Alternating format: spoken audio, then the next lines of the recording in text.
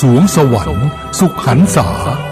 จะล่วงทุกข์ด้วยความเพียรด้วยปัญญาอภิญญาพาพ้นว่ายวนเวียนใครเสบียงบุญมีมากยามอดหมอยกุศลช่วยส่งเสริมเพิ่มเสถียรเสบียงน้อยลอยหลั่งดังกำเกวียนดังแสงเทียนดวงน้อยคอยนำทาง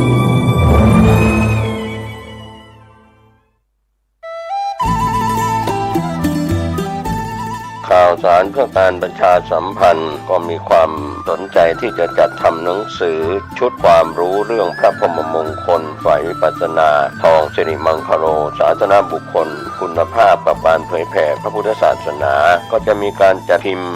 2,500 เล่มภาษาไทย 2,000 เล่มภาษาอังกฤษ 500 เล่มท่านที่สนใจร่วมบุญบริจาคได้ที่บัญชีธนาคารกรุงไทยเลขที่บัญชี 5111714-383 ชื่อบัญชีพระครูภาวนาโสภิตบุญญาวิสิทธิ์เมืองวงศ์ติดต่อสอบถามได้ที่พระครูภาวนาโสภิตฝ่ายวิปัสสนาด็อกเตอร์เจ้าอาวาสวัดบ้านเราพระเจ้าตาเขียวอำเภอป่าสังโทร 0969521159 ได้ทุกวัน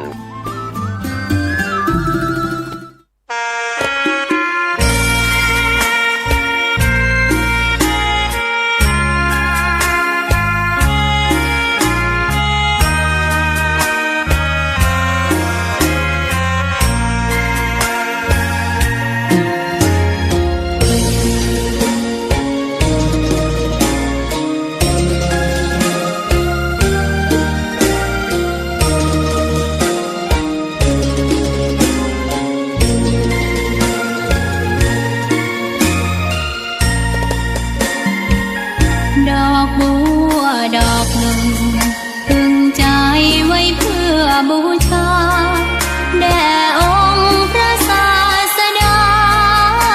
สัมมาสัมพุทธเจ้ามีความงามเงียบไม่เปรียบเทียบเขาเทียบเราใครมองไม่งามช่างเขาแต่เจ้าก็คือดอกบัวด้วยความสัตย์ซื่อยึดถือความดีเป็นหลักใครรักไม่รักก็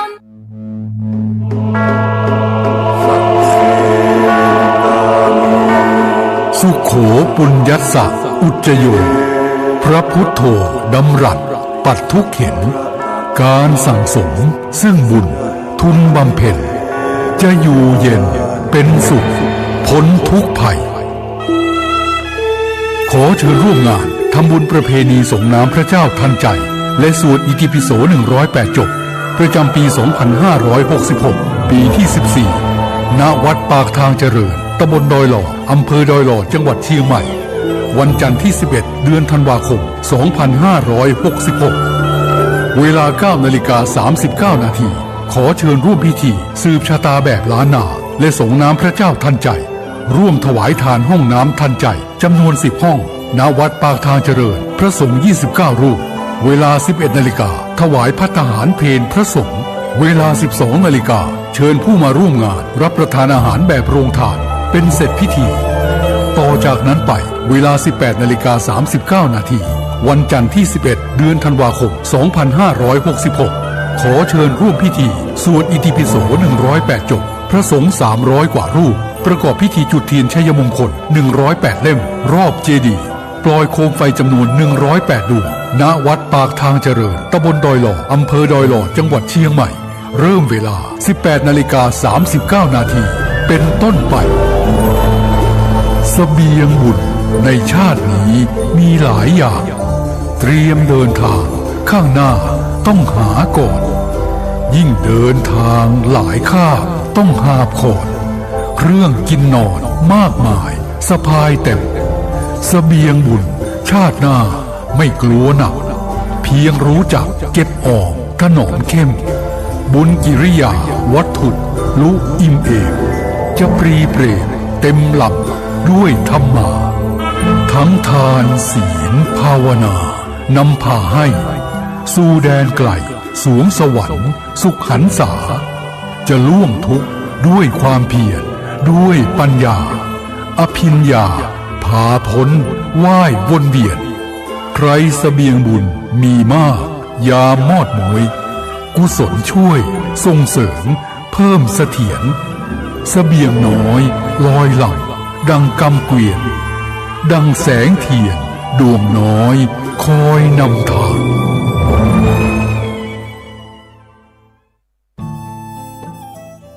ท่านกำลังติดตามรับฟังสถานีวิทยุกระจายเสียงพระพุทธศาสนาแห่งชาติและสังคมคลื่นเพื่อการศึกษาพระพุทธศาสนาและวัฒนธรรมระบบ FM 104.5 เมกะเฮิรตซ์รายการต่อไปเป็นรายการคดีโลกคดีธรรมแอปพลิเคชันเพื่อติดตามรับฟังรายการนี้ได้ทุกวันแอปพลิเคชันที่ชื่อว่าวิทยุพุทธศาสนาทั่วไทยใครก็ตามบอกให้ผู้อื่นดาวน์โหลดแอปพลิเคชันนี้ให้ไปฟังธรรมะผู้ที่บอกนั้นได้บุญได้อย่างต่อเนื่องยิ่งบอกมากยิ่งได้บุญมากเพราะผู้ที่นำคำบอกเล่านี้ไปปฏิบัติเมื่อเขาดาวน์โหลดแล้วได้ฟังธรรมะเขาจะได้รู้ได้เข้าใจชีวิตมากยิ่งขึ้นเขาจะได้ไม่ต้องทุกข์อกทุกข์ใจอยู่กับสิ่งที่มันไม่เที่ยงเป็นทุกข์เป็นอนัตตาอย่างต่อเนื่องได้บุญมากมายเลยก็ขออนุโมทนากับทุกท่านให้ร่วมด้วยช่วยกันเก็บเกี่ยวบุญแบบง่ายๆด้วยการบอกต่อให้ผู้อื่นดาวน์โหลดแอปพลิเคชันนี้โดยทั่วถึงกันสำหรับกิจกรรมงานปฏิบัติธรรม5 ธันวาของวัดศรีอุดมวงศ์ก็คงจะเสร็จสิ้นลงไปด้วยดีทุกประการ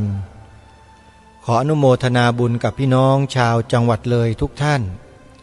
ที่ร่วมด้วยช่วยกันรักษาสืบสารบุญประเพณีนี้กันไว้เป็นการแสดงออกถึงสัญลักษณ์ของชาวจังหวัดเลยว่ามีความจงรักภักดีและความจงรักภักดีนี้เป็นความจงรักภักดีที่แท้จริงเพราะมีธรรมะรองรับความจงรักภักดีที่แท้จริงต้องมีธรรมะรองรับถ้าไม่มีรองรับก็จะอาศัยความจงรักภักดีไปหลอกคนอื่นเพื่อให้ไปทะเลาะกันเข็นฆ่ากันสร้างความแตกแยกกันเหมือนอย่างเรื่องราวในทางการเมืองที่เคยเกิดขึ้นมาแล้ว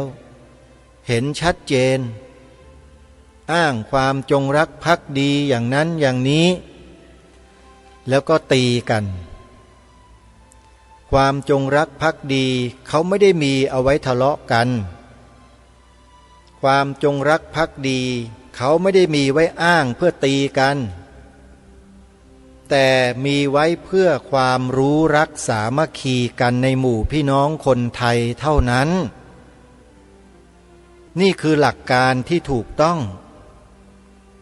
ถ้าใครอ้างความจงรักภักดีแล้วไปทะเลาะกับคนนู้นคนนี้ผิดแล้วการทะเลาะนั้นต้องดูด้วยว่าทะเลาะกับใครถ้าคนคนนั้นไม่จงรักภักดีจริงทะเลาะไปเลยแต่ถ้าเป็นข้อกล่าวหาใส่ร้ายกันผิดทุกวันนี้มีแต่ข้อกล่าวหาใส่ร้ายกันตลอดนี่แหละเพราะไม่ปฏิบัติตามธรรมะไม่ศึกษาเรียนรู้ธรรมะแล้วก็นำสิ่งสูงลงมาใช้ในที่ต่ำมันก็เกิดปัญหาขึ้นในสังคมไม่หยุดไม่หย่อนเพราะฉะนั้นการฟังธรรมะการดาวน์โหลดแอปพลิเคชันนี้เพื่อฟังธรรมะจึงเป็นสิ่งที่สมควรอย่างยิ่งทางรายการกำลังนำเสนอผลงานทางวิชาการ ในตอนที่สองของช่วงสุดท้ายของงานวันสุดท้ายให้ท่านทั้งหลายได้ฟังกันท่านรองศาสตราจารย์ดร.เวช บรรณกรกุลกำลังปรารภอยู่เดี๋ยวเราไปติดตามรับฟังต่อเนื่องจากเมื่อวานนี้พร้อมๆกันได้นะบัดนี้ช้างกันรอบจังหวัด 10% นะอาจารย์แล้ว 90% นะนี่ผมพูดแล้วผมจุกผมอยู่บาลีพุทธโคตผมก็ทำหน้าที่สอนบาลีสนามหลวงสอนแล้วก็เรียนรู้ประสิทธิท่องสูตรกัจจายนะท่องวุฒิโตไทยเรียนอลังการผมกับหลวงพ่อสมเด็จคิดอยู่อย่างเดียวว่าทำยังไงจึงจะเอาคัมภีร์โบราณเหล่านี้เนี่ยมาทำเป็นหลักสูตรแล้วให้เน้น 10,000 รูปเรียนเน้น 1,000 รูปให้ท่านไปฉลองปริญญาเก้าไปเพราะท่านมีบุญแล้ว 10,000 รูปเนี่ยมาเรียนตามระบบเนี่ยทำครับอาจารย์หลักสูตรที่อาจารย์ตั้งกันมาติปิตกะลังการะเนี่ยทำเพื่อคนกลุ่มนี้ไม่ใช่เพื่อใครหรอกจริงๆแล้วเนี่ยบางทีผมกับอาจารย์เจ้าคุณก็ยังคิดอยู่เสมอว่าแม้แต่ในเมืองไทยเรานี่เราต้องทำความเข้าใจเรื่องนี้ให้มันชัดเจนนะบางทีผู้หลักผู้ใหญ่ท่านไม่ได้เข้าใจระบบการเรียนการสอนเราเลยนะแต่นี่คือความเป็นจริงพูดไปแล้วก็เหมือนบ่นนะผมจะเข้าสู่ประเด็นของผมนะหลังจากที่ท่านอาจารย์เจ้าคุณพระธรรมวชิราจารย์เนี่ยท่านจบปริญญาเอกแล้วก็มารับผิดชอบงานที่บาลีพุทธโคตเขาจัดให้นั่งโต๊ะติดกันอย่างเงี้ยวันๆก็คุยแต่เอาไงดีอาจารย์การที่เราพูดแล้วให้คนอื่นทำเนี่ยใครก็พูดได้3 วันที่ผ่านมาคนที่พูดอาจจะไม่ได้ทำเลยก็ตามนะอาจจะไม่ได้ทำหรอกแต่ว่าพูดเพื่อจะให้คนอื่นไปทำเนี่ยมันพูดได้อันนี้บ้านเมืองเรามีเยอะนะพูดเสนอแนวความคิดไอเดียแล้วเพื่อจะให้คนอื่นไปทำเนี่ยบ้านเมืองเรามันเยอะก็คุยกับอาจารย์เจ้าคุณว่าอาจารย์เราคงตายเปล่าอ่ะเราคงไม่ได้ทำลูกหลานเราแต่ละปี 10,000 รูป 10,000 รูปหายไปเนี่ยถ้าเราไม่ทำอะไรเลยเนี่ยเราก็ตายเปล่าอย่ากันนั้นเลยร่างหลักสูตรกันชื่อหลักสูตรประกาศนียบัตรบาลีพุทธศาสตร์รับผู้ที่ไม่เป็นปรริญญาผู้ที่สอบตกเนี่ยเข้าสู่กระบวนการเรียนขอให้ท่านเรียนไวยากรณ์ขอให้ท่านเรียนประโยค 1 2และท่านสอบไม่ได้เข้าสู่กระบวนการหลักสูตรก็เสนอหลักสูตรจนผ่านแล้วเราก็เปิดรับสมัคร30 กว่ารูปรุ่นแรกมันเป็นเรื่องโชคร้ายนะกำลังจะไปได้ดีโควิดก็มาท่านอาจารย์มันเป็นเรื่องโชคร้ายผมกับอาจารย์เจ้าคุณก็เลยต้องหาที่แล้วมีคนถามว่ามันจำเป็นแล้วที่จะต้องไปสร้างเนี่ยที่เห็นอยู่ในภาพนะเนี่ยมันจำเป็นขนาดนั้นแล้วที่จะต้องสร้างอาจารย์พระคุณเจ้าที่เคารพท่านผู้มีเกียรติที่กำลังรับชมครับคือบางทีบางสิ่งบางอย่างเนี่ยสมมติว่าวัดจักแดงเรานี่แหละในยุคของท่านอาจารย์เจ้าคุณอยู่ก็รุ่งเรืองเจริญงอกงามแต่เมื่อสิ้นสุดแล้วเนี่ยมันก็จะเป็นวัฏจักรของวัดเหมือนเดิมผมเคยอยู่วัดปางงิ้วเชียงรายสามเณร80 กว่ารูปเรียนบาลีไวยากรณ์แต่พอสิ้นสุดอาจารย์ใหญ่ปัจจุบันนี้ก็ดังที่ทราบหาคนเรียนบาลีไม่ได้มาอยู่วัดชนะสงครามพระเนน200-300ในยุคนั้นยุคนี้เป็นไงก็ดังที่ทราบและมันก็จะเป็นวัฏจักรอย่างนี้ตลอดไปได้คุยกับอาจารย์เจ้าคุณว่าสิ่งที่จะอยู่รอดคือกฎหมายเท่านั้นสถานที่เราต้องเป็นกฎหมายมีกฎหมายรับรองเราเท่านั้นนี่คือเหตุผลและความจำเป็นที่จำเป็นจะต้องสร้างเพื่อให้สิ่งที่เราสร้างมาเนี่ยมันมีกฎหมายรองรับสถานภาพอย่างน้อยก็พระราชบัญญัติการศึกษาแห่งชาติอย่างน้อยก็พระราชบัญญัติการศึกษาพระปริยติธรรมอย่างน้อยก็พระราชบัญญัติของมหาจุฬาอย่างใดอย่างหนึ่งเราต้องทำเพื่อให้เข้าสู่ระบบกฎหมายสถานภาพถูกรับรองโดยกฎหมายเท่านั้น เพราะฉะนั้นอาจารย์เจ้าคุณกับผมไปทุ่มเทที่นี่ไม่มีสถาบันใดอยู่ในสมองแม้แต่เสี้ยววินาทีเดียวแต่ทำทุกอย่างเพื่อจะให้การศึกษาคัมภีร์บาลีเถรวาทโบราณยังคงอยู่มีเพื่อนสาธมิกหลายรูปบอกว่ามันไม่มีหรอกบาลีเถรวาทโบราณมันมีแต่บาลีธรรมดานี่แหละบาลีเถรวาทโบราณนี่เอามาจากไหนผมก็เลยบอกท่านไปว่าการที่เราจะเรียกอะไรสักอย่างหนึ่งเนี่ยในเมื่อมันมีสิ่งใหม่มาทดแทนสิ่งที่มันมีอยู่เดิมมันจะต้องเป็นของเก่าเป็นของโบราณเพราะหลักสูตรพระปริยัติธรรมแผนกบาลีที่เราเรียนกันอยู่เนี่ยคือสิ่งที่สร้างขึ้นใหม่อันนี้ทุกท่านไม่ได้ปฏิเสธที่นั่งอยู่นี่ใช่คือสิ่งที่สร้างขึ้นใหม่หลักสูตรใหม่ตำราใหม่แบบใหม่แต่เราต้องเข้าใจบริบทว่าที่ท่านสร้างขึ้นมาใหม่เพื่อท่านจะต้องการรักษานะถ้าไม่มีสมเด็จพระมหาสมณเจ้าทรงพระนิพนธ์บาลีไวยากรณ์แบบนั้นขึ้นมานะประเทศชาติบ้านเมืองเราอาจจะไม่มีบาลีเรียนแล้วก็ได้ท่านสร้างขึ้นมาเพื่อจะรักษาเพื่อจะให้คนมาเรียนกันเยอะๆเพื่อจะได้กระจายออกไปส่วนจะเข้าสู่บาลีชั้นสูงแอดวานซ์ที่อาจารย์ท่านเจ้าคุณท่านบรรยายเมื่อภาคเช้ามันก็เป็นเรื่องของหลักสูตรแต่มันเป็นเรื่องโชคร้ายที่เรายึดหลักสูตรใดหลักสูตรหนึ่งแล้วหลักสูตรที่เราไม่ใช้ก็ถูกลบเลือนไปนี่คือความเป็นจริงหนังสือเรียนปริญญาธรรม9ประโยคมีหลายรูปเป็นปริญญา9ประโยคนั่งอยู่ที่นี่เมื่อเช้าท่านอาจารย์เจ้าคุณก็พูดถึงคัมภีร์โยชนาพญานกิติเถระชาวเชียงใหม่ท่านรจนาหนังสือหลายเล่มหนึ่งนั้นคือโยชนาของอภิธรรมเปิดตั้งแต่หน้าแรกยันหน้าสุดท้ายมีแต่สูตรกัจจายนะโมคคัลลานะสัทธนิติทั้งนั้นสูตรที่ท่านพูดถึงเป็นกัจจายนะสูตรส่วนใดที่ท่านอ้างมาจากโมคคัลลานะท่านก็จะบอกโมคคัลลานะส่วนใดที่ท่านอ้างมาจากสัทธนิติท่านก็ระบุสัทธนิติส่วนใดที่ท่านอ้างมาจากสันสกฤตท่านก็บอกสันสกฤตนี่ก็แสดงให้เห็นว่าพญานกิติเถระชาวล้านนาเชียงใหม่ท่านมีความรู้ภูมิธรรมคัมภีร์บาลีโบราณผมขอเติมไปหน่อยเพราะปัจจุบันนี้เราคัมภีร์พวกนี้เนี่ยมันอยู่ในเฮ่งมันอยู่ที่วัดจักแดงมันอยู่ที่มหาวิทยาลัยลงกรณ์เท่านั้นไม่กี่วัดท่านอาจารย์ที่เคารพครับพระสิริมังคลาจารย์ที่เราเอาตำราท่านมาเรียนมาแปลมาบรรยายมากมายหลายแห่งในพาลาวตารว่าในฉันทะวุติว่าในสัทธเนติว่ารูปสิทธิว่าสมัยผมเรียนประโยคปท.4ผมไม่รู้เรื่องว่ามันคืออะไรอาจารย์ก็อย่าปฏิเสธอาจารย์ก็ไม่รู้เรื่องตราบใดที่ยังไม่ได้เข้าสู่ระบบของคัมภีร์บาลีโบราณ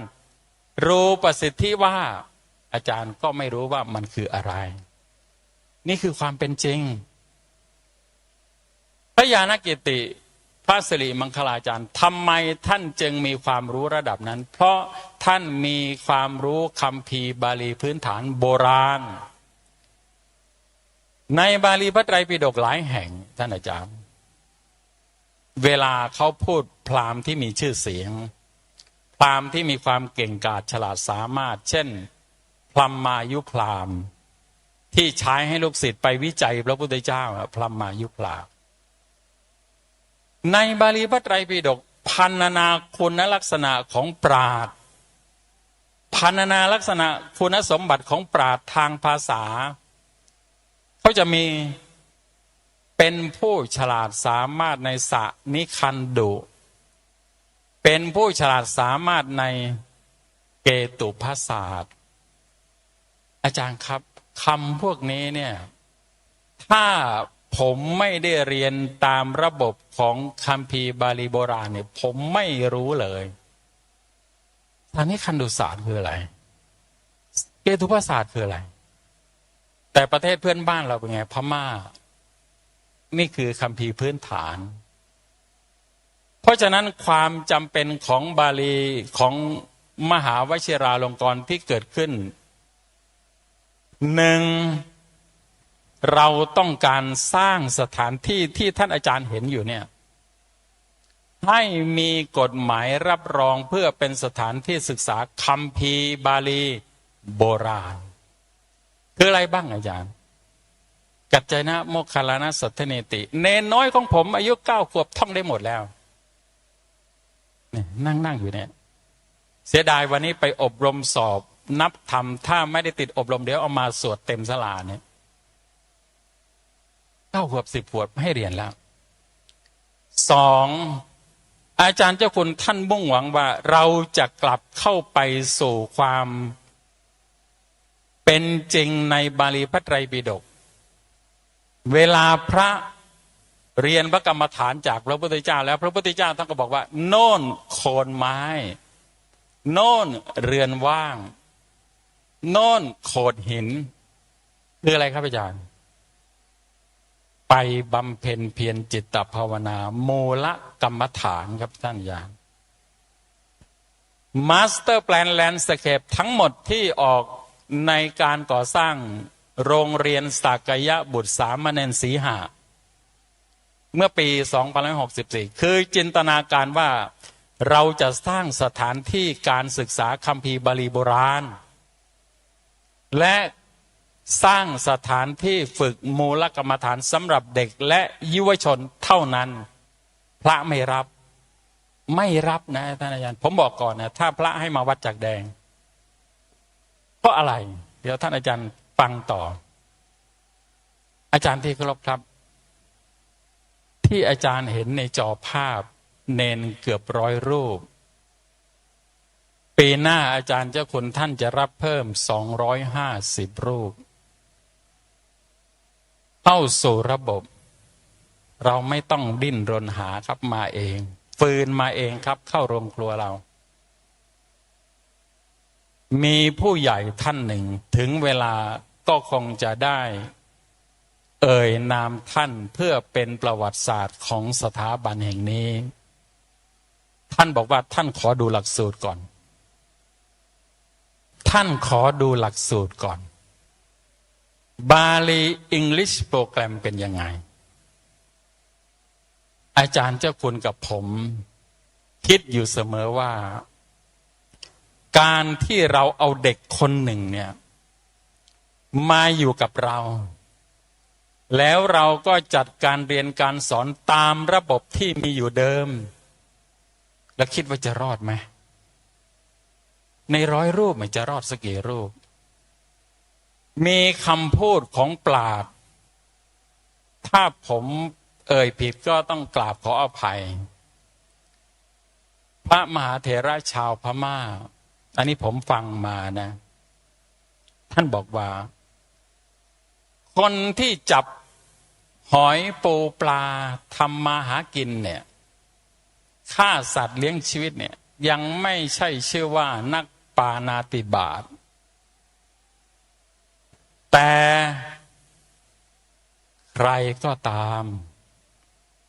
ทำให้กุลบุตรกุลธิดาที่เข้ามาในพระศาสนาแล้วต้องออกไปด้วยน้ำตานองหน้าเพราะ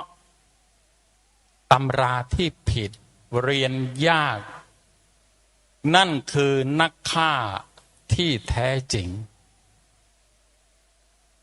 ลูกหลานเนนของผมอาจารย์เจ้าคุณที่มาอยู่เนี่ย57 ชีวิตเนี่ย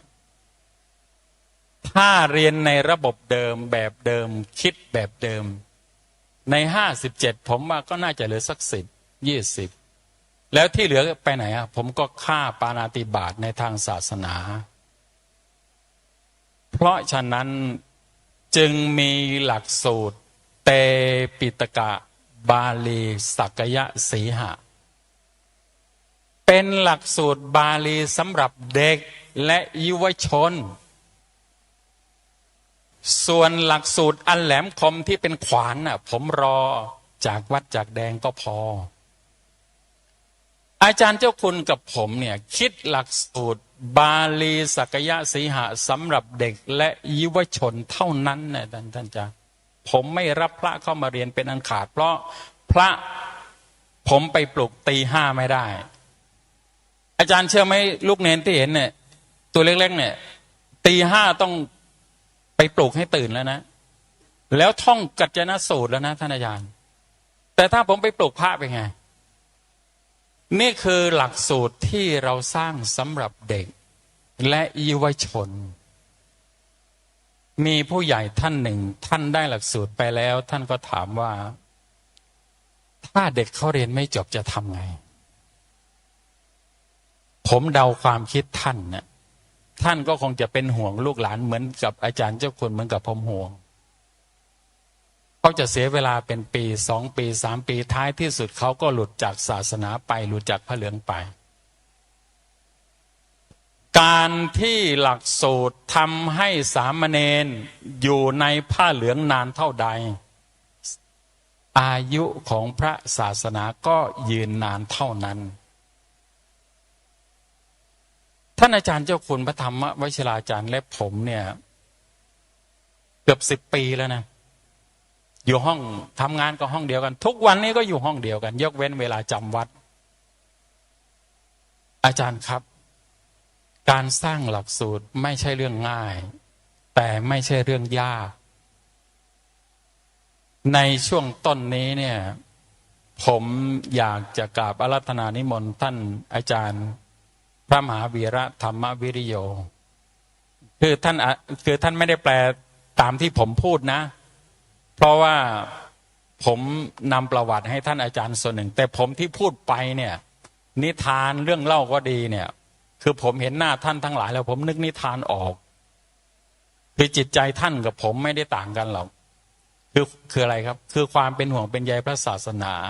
ไม่ได้ต่างกันเลยแล้วผมก็ไม่ได้ต่างกับคนยากจนผ่าฟืนในโรงครัวของวัดเลยไม่ได้ต่างในช่วงแรกนี้เนี่ยผมขอนำเสนอถึงแค่หลักสูตรเตปิฎกะบาลีสักยะสีหะเท่านี้ก่อนส่วนรายละเอียดอาจารย์เจ้าคุณท่านจะได้พูดต่อจะได้กราบอาราธนานิมนต์ท่านอาจารย์พระมหาวีระธรรมวิริโยผมขออนุญาตแนะนำท่านนิดหนึ่งท่านบวชได้3 พรรษาเท่านั้นนะครับเป็นนักธุรกิจชาวสิงคโปร์เชี่ยวชาญภาษาอังกฤษภาษาจีนแล้วท่านก็เข้ามาบวชเพียง3 ปีสอบได้ปรริญญาธรรม4 ประโยคตอนนี้ท่านไปจำวัดที่มหาวชิราลงกรณ์เข้าโครงการสวดสาธยายพระปาติโมกข์ผมอยากจะให้ท่านอาจารย์เล่าประสบการณ์เรื่องพุทธศาสนาในสิงคโปร์ความต้องการและมีบางส่วนที่เกี่ยวข้องกับมหาวชิราลงกรณ์อยากให้ท่านอาจารย์ได้นำเสนอเป็นภาคภาษาอังกฤษเพื่อให้ผู้ชมทางบ้านนะแล้วก็ให้สัทธมิกจากพม่าและลังกาได้รับทราบขอกราบอาราธนาครับ Homage to the Buddha, to the Dhamma, to the Sangha. May I prostrate with my forehead touching the ground, my body in prostration. Homage to my teacher, Venerable Jokun Pratham Vajrajan. May I offer my homage to Paracha Vajra Bandit, the abbot of this place, both of the most venerable monk has done the most fantastic thing. May I have a show, just a show of hands, whoever here do not understand Thai? Okay. อาจารย์เวทบอกว่า2 ภาษาเดี๋ยวจะไปพยายามนะครับ The teaching of our Father, the Lord Buddha, the whole magnificent structure of the human psychology about the societal conduct for safe, harmonious living together, and also about the worldwide, the universal truths. All these teachings are recorded in verses, in prose, in Pali language, in the Tipitaka. These teachings are real. They lead to the path, the fruition, the Nibbana. These teachings do really liberate human being from mental suffering, from physical suffering. But how do we bring these teachings and make it available to everybody? In my previous life, before I put up the robe, I have been living in Singapore since 1979, almost 40 years. So, very advanced society, very rich, very affluent, plenty of material comfort, plenty of money. But, dear friends, dear Venerable Sir, believe me, life there could be really, really stressful. Similarly, in Europe, some of the most advanced country, they live very stressfully. We might know that, in Switzerland, the suicide rate of the youngster are one of the highest in the world. Similar to Singapore, even though they are so rich, the suicide rate among the children, and especially the elderly, are very, very high. It's not that very strange that a place with so much materials, so much comfort to give, yet, so many are so stressed that they can't take it anymore. They have to take away their life. So, I have encountered tremendous stress in Singapore. I was fortunate to be moderately successful in business, but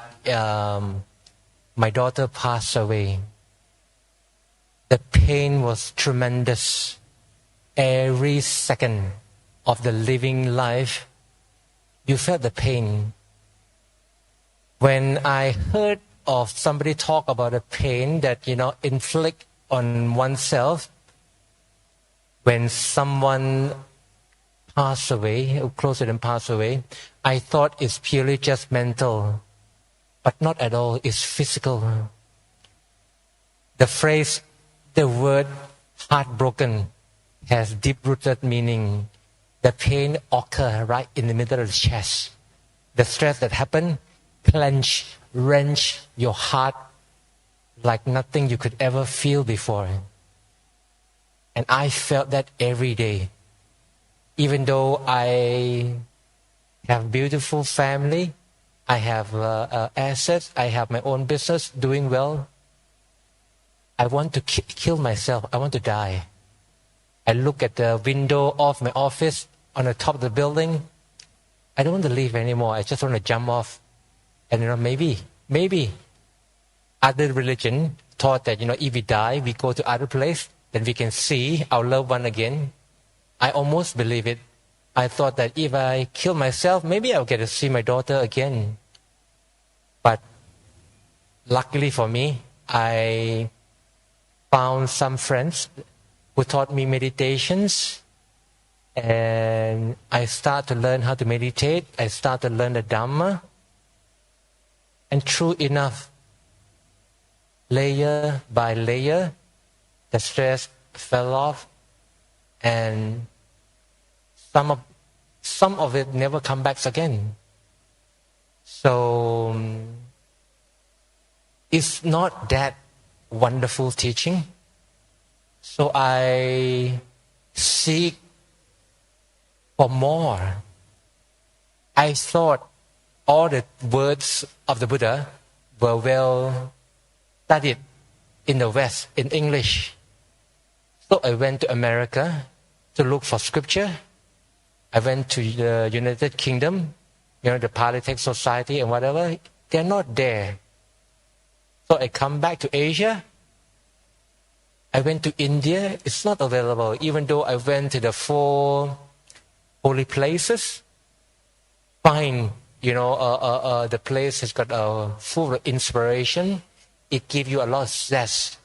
a lot of pity. But yet, those are transient. It fades away. There must be something more refined that could really eradicate, the suffering. I went to Sri Lanka because they have, many versions of the scripture. And I also could not, focus down on, which version. But having said that, my teacher was from Sri Lanka. My first teacher was from Sri Lanka. Wonderful teachers, right? And they also have expressed the same thing, that because there are no sponsor, whom are influential enough to really, bring everything together. So I went to the Tibet. It's not there. Not enough information. I went to China. I went to even Myanmar. Myanmar, fantastic place again, but because the government is divided with the races, and there are no strong sponsorship of the teaching. So for Thailand, I have good news and bad news. The good news is never before have we ever had so much information about the teaching of the Buddhist teachings, of the self, of the society, of the universe. So complete, meticulously, methodically, systematically organized. But because for the Thai, we were so close to it, we often overlook, we forgot that people like Somdet Praputa Shinavong, people like, his students, people like Somdet Payutto, and many, many other fantastic teachers, have done so much work to make this available. And if we have the proficiency to really look into the prose, the verses, they are beautifully crafted to tell you and lead us eventually to the liberation. We can feel it for ourselves gradually, step by step. But I say this because I'm fortunate that my preceptor make it mandatory for me to study Pali. He said, otherwise you go and stay in other temple. So I studied the basic Pali enough to find the meaning of words. Say, if Ajahn Viet will find the meaning instantaneous, I may take an hour opening the dictionary, but eventually I make it there. So, if the answer, if the treasure is in the Tipitaka, it is only natural that, the one who could be proficient in finding the path should have the ability to understand the language also, to understand it in detail. So when I stumble across what หลวงพ่อเจ้าคุณธรรม and อาจารย์เวท was doing in Lang Pikul in Nakhon Pathom, when he said that the ancient scripture of which will be the book of the vocabulary, the epistemology, the book of grammar, the book of dictionary, and the book of the poetic process, the method, the system will be studied in detail. I realized that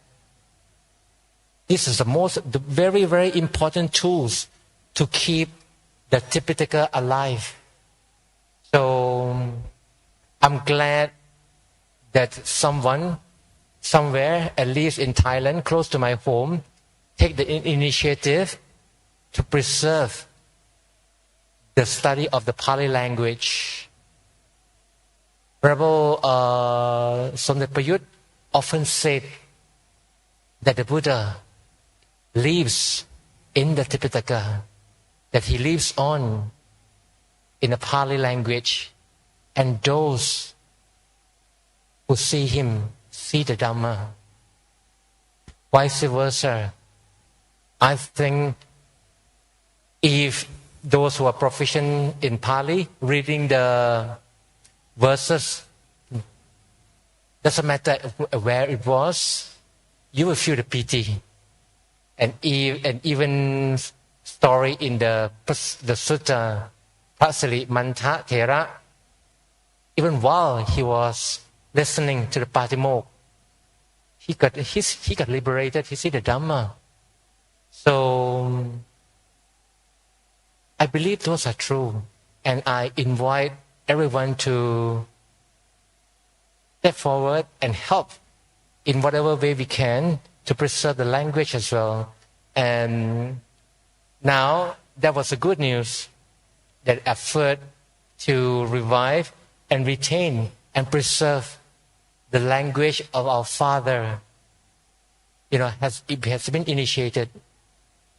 But brothers and sisters, now the bad news. Thailand, and I believe also similarly in Sri Lanka, the replacement ratio of the population means a couple, one husband and one wife, has only 1.6 children and dropping. If it is going down at this rate, within 80 years, the population of Thailand will be only 40 million. And now we are one of the biggest sponsors of Buddhism, which means in 50 years' time, it could be that Buddhism may not be the major religion in Thailand anymore. So what we could do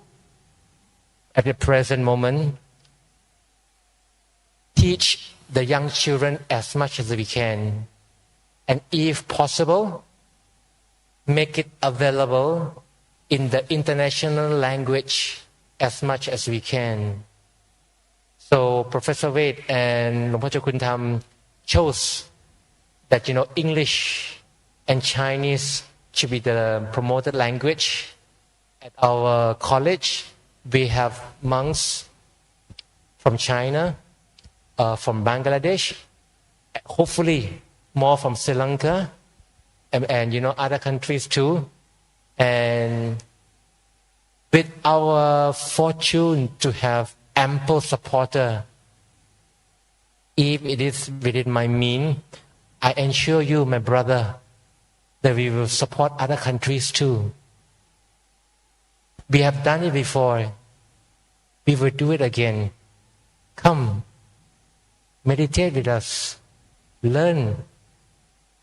the verses of the Buddha with us. Together, we will make this sustainable. ขอบคุณมากนะครับ ก็ขอสรุปสั้นๆในภาษาไทยนะครับว่าที่แล้วมาตัวกระผมเองนะครับด้วยความเคารพค้นหาคำสอนของพระพุทธเจ้า มาทั่วไปหมด เนื่องจากว่าตอนที่ทุกข์ที่สุดตอนที่อยากจะจบชีวิตตัวเองตอนที่ลูกสาวเสียชีวิตทั้งที่ตอนนั้นก็มีครอบครัวน่ารักมีเงินมีทรัพย์สินครบมีกิจการอะไรครบแต่ว่าบางครั้งนะวัตถุภายนอกไม่พอนะครับผมก็ได้พบสิ่งที่ช่วยให้ค่อยๆนะครับบรรเทาทุกข์ที่ไม่ใช่เป็นเพียงแค่ทุกข์ทางด้านจิตใจโศกเศร้าแต่ว่าความกดดันของความทุกข์มันเกิดขึ้นมากับร่างกายถึงระดับที่ว่าที่เขาบอกว่าหัวใจสลายเราเกิดมาไม่เคยรู้นะครับเพราะว่ามีแต่สิ่งดีๆเกิดขึ้นแต่พอคนที่ใกล้ตัวชิดตัวคนที่เรารักพัดพรากจากไปหัวใจนี่แหละครับมันจะวายมันบีบเค้นมากหายใจไม่ออกนะครับอยากจะให้หมดทุกข์เร็วๆมันก็มีอยู่ทุกวินาทีก็อยากจะกระโดดตึกให้มันจบๆนะครับก็โชคดีว่าได้พบกับคำสอนของครูชาวศรีลังกานะครับซึ่งก็ได้สอนกรรมฐานท่านก็ได้สอนธรรมะเพราะว่าตอนที่อยู่สิงคโปร์เนี่ยเมื่อ 30-40 ปีก่อนเนี่ยหาหนังสือธรรมะยากมากๆนะครับแล้วก็โชคดีมากๆที่ได้พบเจอหนังสือธรรมะของที่เป็นภาษาอังกฤษนะครับของสายหลวงพ่อชาซึ่งลูกศิษย์ของท่านซึ่งเป็นชาวตะวันตกก็ค่อยๆเอาไปเผยแพร่ซึ่งทางตะวันตกนั้นเขาก็ทุ่มเทมากนะครับทางนู้นเขาก็ใช้ทรัพยากรมากมายเพื่อจะให้มีหนังสือหนังหามีอุปกรณ์เนี่ยขึ้นมาแต่ว่าเราคนไทยเนี่ยโชคดีมากๆที่มีพระไตรปิฎกซึ่งถูกก่อสร้างขึ้นมาอย่างเป็นระบบโดยละเอียดโดยที่มีทั้งวิธีการมีทั้งเป็นร้อยกรองร้อยแก้วที่งดงามมีส่วนที่สร้างแรงบันดาลใจมีส่วนที่จูงมือพาปฏิบัตินะครับเพราะฉะนั้นเนี่ยพวกเราบางครั้งก็พอใกล้ๆมากๆก็มองข้ามนะครับแต่ว่าถ้าพี่น้องภิกษุทุกท่านนะครับได้ร่วมใจกันสามารถนำคำสอนของสมเด็จพ่อของพวกเราพระพุทธองค์เนี่ยนะครับพาไปสู่ภาษาที่เป็นสากลมากกว่านี้ไม่ว่าจะเป็นภาษาพม่าภาษาอังกฤษภาษาจีนนะครับเพราะว่าชาวไทยก็จะล่อยหลอลงไปเรื่อยๆแล้วนะครับใน 30-40 ปีเด็กๆก็จะไม่มีละแต่ว่าสิ่งที่เรามีเหมือนกับคอมพิวเตอร์นะครับถึงแม้ว่ามันจะแก่จอมันจะเก่าแต่เราก็ยังมี CPU ซึ่งสามารถจะถ่ายทอดสิ่งดีๆนี้เพื่อให้โลกอยู่ในความสงบสุขนะครับเพื่อช่วยให้โลกนี้บรรเทาออกจากทุกกายทุกใจได้นะครับก็ขอกราบอาราธนานะครับเรียนเชิญทุกท่านนะครับมาดูที่มหาวชิราลงกรณ์นะครับบางสิ่งที่ช่วยได้เล็กน้อยบางท่านก็ไม่ว่าจะเป็นภาษาลาวภาษาอินเดียหรือว่าภาษาพม่าเนี่ยเรามาช่วยกันพยายามให้คำสอนของพระพุทธองค์เนี่ยไปสู่กว้างกว่าเมืองไทยให้ได้นะครับพระบาทสมเด็จพระเจ้าอยู่หัวท่านก็ได้เป็นเจ้าภาพแปลพระไตรปิฎกเป็นภาษาอังกฤษท่านให้80 ล้านนะครับก็เข้าใจว่าใกล้จะจบแล้วนะครับแต่ว่านั่นเป็นเพียงแค่ฮาร์ดแวร์นั่นเป็นเพียงแค่วัตถุถ้าไม่มีคนไปสอนตรงนั้นก็ไม่มีค่านะครับหนังสือไม่ว่าจะเป็นคอมพิวเตอร์หรือว่าจะเป็นหนังสือจริงก็แค่วัตถุแค่ปราศจากบุคคลนะครับซึ่งมีจิตใจอ่อนโยนมีจิตใจเมตตาเผื่อแผ่มีจิตใจอยากจะช่วยเหลือผู้อื่นจริงนำคำสอนในพระศาสนานี้ไปสู่นอกประเทศไทยมันก็จะไม่ได้ไปไหน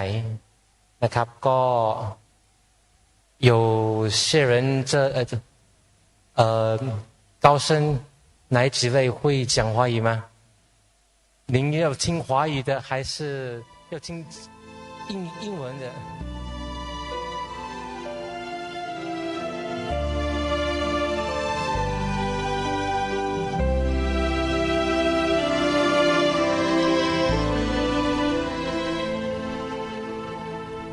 ท่านสาธุชนผู้ฟังทุกท่าน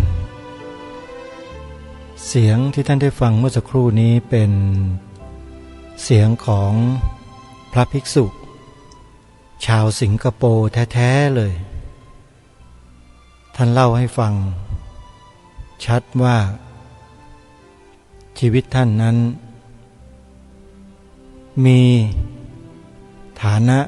ร่ำรวยมีเงินเรียกว่าเป็นเศรษฐีคนหนึ่งแหละแต่เงินเหล่านั้นช่วยอะไรไม่ได้เลยเมื่อเกิดปัญหาทางด้านจิตใจเพราะบุคคลที่ตนรักพัดพรากจากไปก็คือลูกของตนเองและสิ่งที่ทำให้ท่าน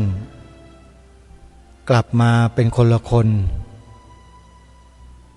แล้วก็มายืนอยู่ในแนวหน้าของการนำหลักธรรมของพระพุทธศาสนามาบูรณาการมาใช้มาเผยแพร่มาอบรมมาพร่ำสอน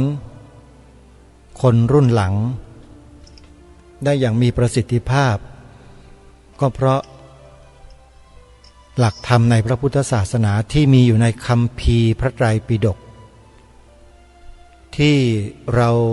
ได้ฟังกันมาทั้งหมดในงานสัมมนาก็คือสิ่งนี้เท่านั้นเรายังฟังท่านยังไม่จบท่านกำลังส่งเป็นภาษาจีนนะกำลังพูดเป็นภาษาจีนแต่เวลาของรายการก็จะหมดลงเสียก่อนทางรายการจะไม่ตัดทอนเนื้อหาทั้งหมดทั้งภาษาอังกฤษทั้งภาษาจีนภาษาไทยก็จะให้ฟังไปกันจนจบเลยอย่างน้อยๆก็ทำให้ผู้ที่ฟังภาษาเหล่านั้นออกเนี่ยจะได้รับประโยชน์จากการฟังของท่านเหล่านี้ที่มีประสบการณ์เพื่อให้เกิดองค์ความรู้ขึ้นมาอย่างน้อยก็ทำให้ใครบางคนที่ฟังแล้วเข้าใจรู้เรื่องก็จะได้เดินเข้ามาสู่แนวทางเดียวกันเพื่อจะนำสิ่งเหล่านี้เนี่ยไปทำการพัฒนาขยายผลออกไปให้กว้างไกลยิ่งขึ้นเป็นประโยชน์ต่อสังคมโลกมนุษย์ใบนี้อย่างมากให้มากที่สุดเท่าที่จะทำได้เพราะฉะนั้นใครที่เกี่ยวข้องกับเรื่องเหล่านี้ในทางที่ช่วยส่งเสริมสนับสนุนเผยแพร่ถือว่าได้บุญกันทั้งนั้นก็ขอฝากพวกเราว่าอย่าปิดกั้นให้ช่วยกันส่งเสริมสิ่งเหล่านี้บุญกุศลบารมีก็จะเกิดขึ้นกับเราด้วยส่วนหนึ่งที่เรามีส่วนร่วมตรงนี้เดี๋ยวพรุ่งนี้เรามาติดตามรับฟังกันต่อวันนี้เวลาของรายการหมดลงแล้วต้องขอสมมุติยุติไว้ที่เพียงเท่านี้พบกับรายการได้ใหม่ในวันต่อไปขอความสุขความสวัสดีในธรรมแห่งองค์สมเด็จพระบรมศาสดาสัมมาสัมพุทธเจ้าจงปรากฏเกิดมีขึ้นในจิตใจของท่านผู้ฟังทุกท่านทุกคนเทอญขอเจริญพร